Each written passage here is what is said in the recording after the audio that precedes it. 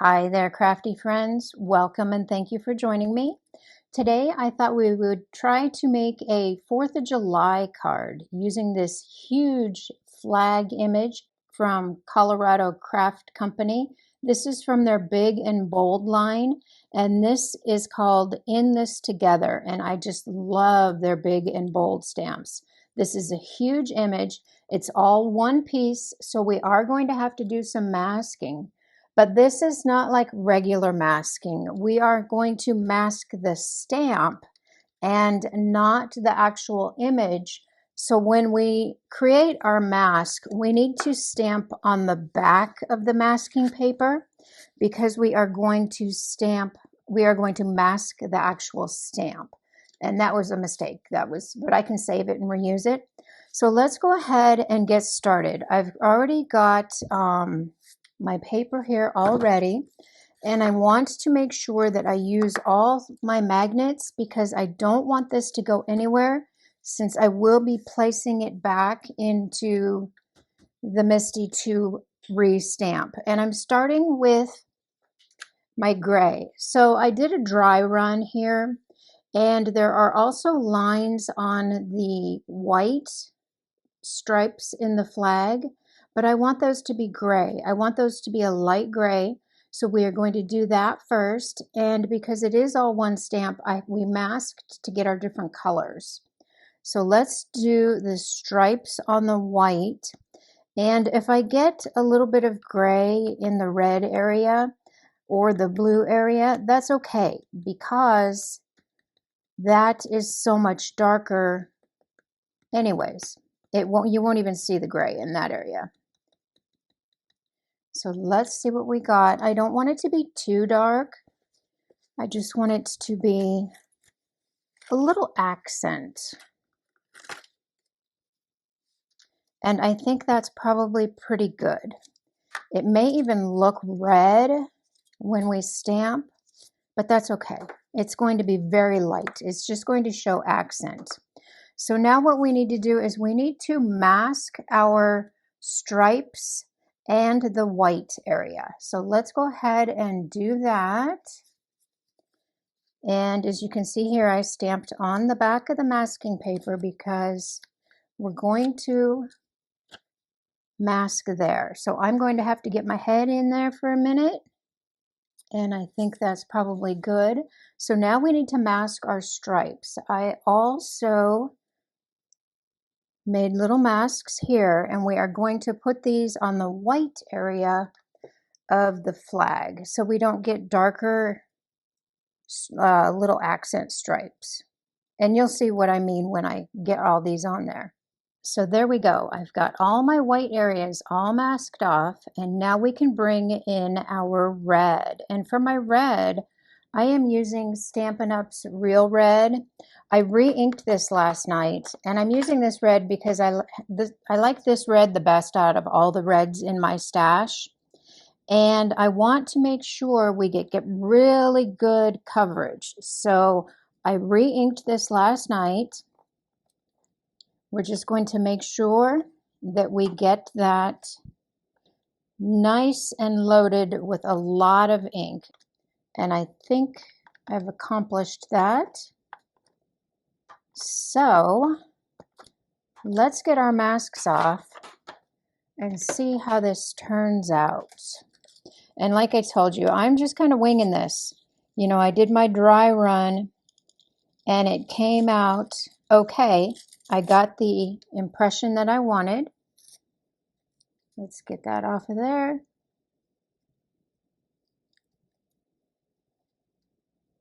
But we're just kind of winging it together. Let's bring in a scratch paper to put these on.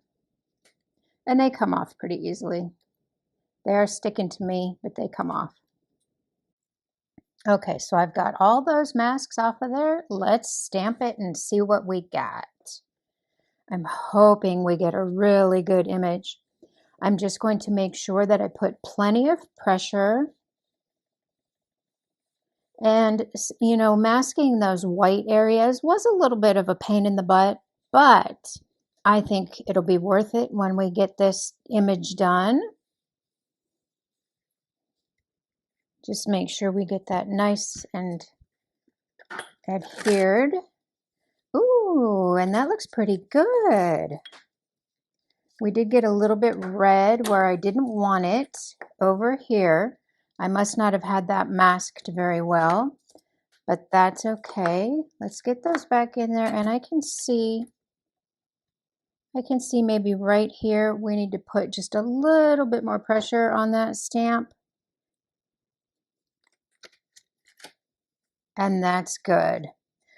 All right, so now I am going to clean off my stamp, and I am going to heat set this a little bit because red needs a little bit longer to dry. Okay, so I heat set my red, and now I've got my other mask that will cover the stripes so we can do our stars. Let me get that on there. We've got our mask on there.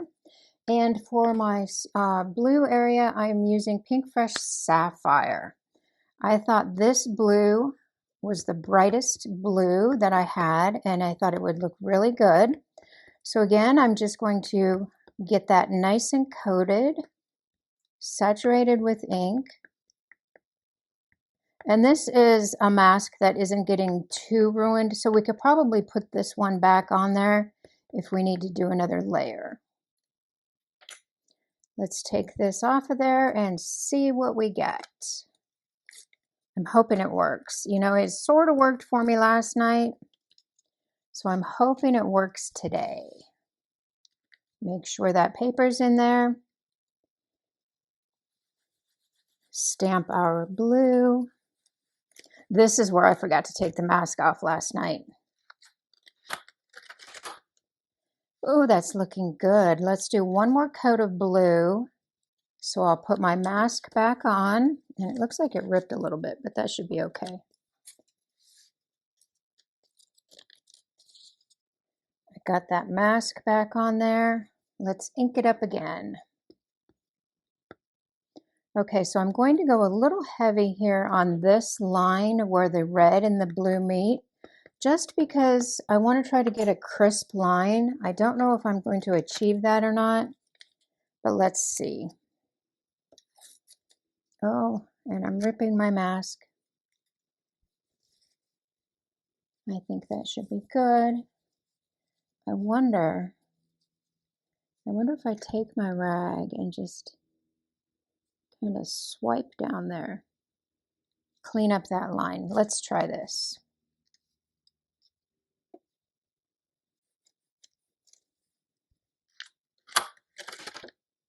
Oh, and that looks beautiful. You know what? That ink will smooth out once it dries a little bit, so that's good.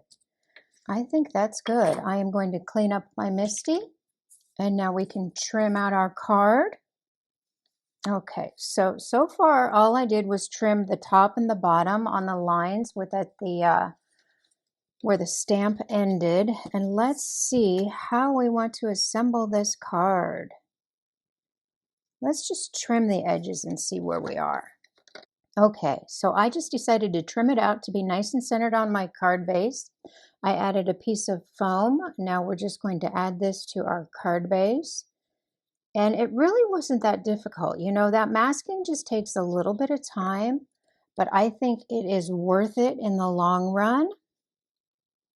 So we've got that centered on our card base. And now we can add our sentiment. So I was really unsure because I didn't do an actual sample. I was unsure of what I wanted to do here. I pulled out my set from Tailored Expressions, and this is the hand-lettered 4th of July stamp and die set. We've got Celebrate Freedom, America since 1776, Sweet Land of Liberty, and God Bless the USA.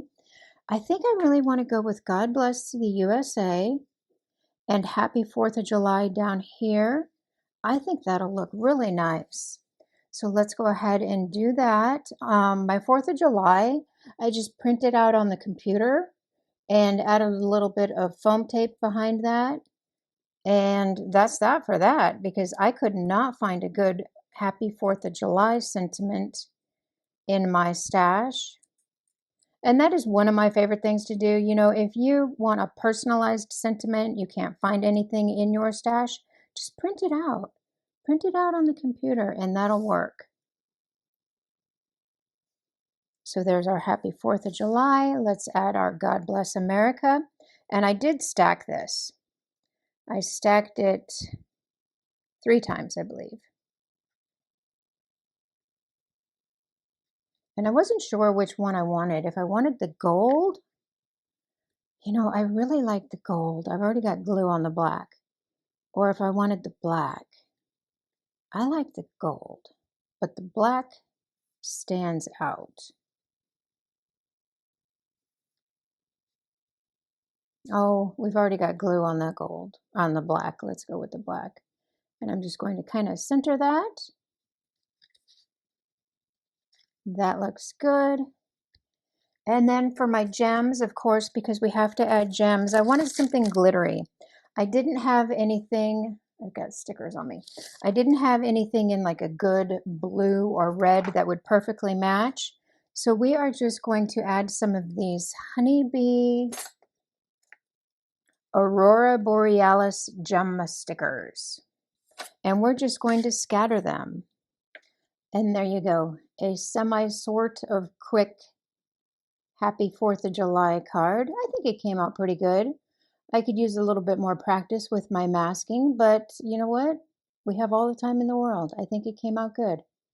Please leave me a comment. Please give me a thumbs up. Thank you so much for spending time with me, and I will see you next time. Bye-bye.